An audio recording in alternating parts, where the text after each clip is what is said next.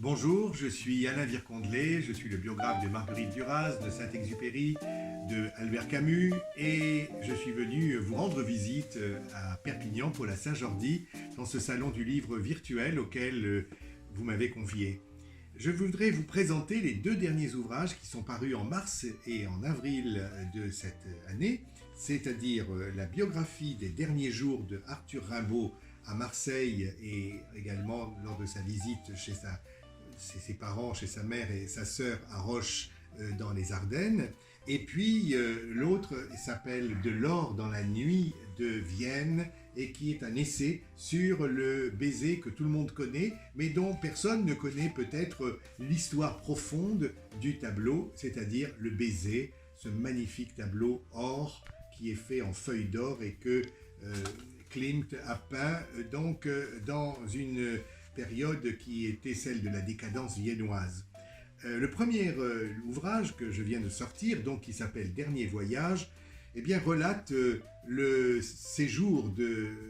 Rimbaud à Marseille, puisque après un voyage totalement épique de l'Éthiopie jusqu'à Marseille, qui va durer quelques semaines, le départ a lieu le 7 avril 1891 précisément, il débarque à Marseille où on l'opère aussitôt d'une tumeur au genou et où on avait diagnostiqué un cancer et on l'ampute de sa jambe. Et Rimbaud appelle sa mère au secours, cette mère qui pourtant a eu des rapports très compliqués avec lui et pour laquelle d'ailleurs Rimbaud était parti de Charleville-Mézières. Elle le rejoint, elle assiste à cette agonie et puis quelques semaines après elle rentre parce qu'il y a les travaux de la ferme qui l'attendent. Rimbaud se retrouve tout seul à Marseille, il n'a qu'une envie, c'est de revenir dans sa ferme natale et là il entreprend un nouveau voyage aussi épique que celui qu'il a mené de Aden à Marseille. Et là, il retrouve cette maison qu'il a connue, qu'il a souvent détestée, mais il retrouve surtout sa sœur, et sa sœur qui va devenir sa protectrice et son ange gardien. Il se sent de plus en plus mal, il décide de repartir à l'hôpital de la Conception à Marseille et il emmène sa sœur avec lui. Sa sœur va le protéger, c'est elle qui va assister à ses derniers jours et c'est elle qui va essayer de le ramener à la religion qu'il avait quittée et qu'il avait méprisée pendant très très longtemps. C'est le récit de ces jours-là que je raconte, Rimbaud, Dernier voyage. Et l'autre, c'est le récit d'un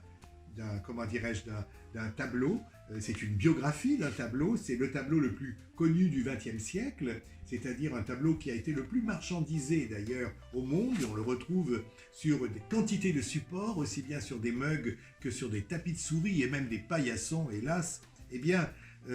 on croit que c'est un tableau sur l'amour, on croit que c'est un tableau sur, comme le titre l'indique, le baiser, on croit que c'est un tableau finalement pour la Saint-Valentin, mais c'est pas du tout ça, et j'ai essayé de décrypter ce tableau, de lui donner du sens, et puis peut-être aussi le sens que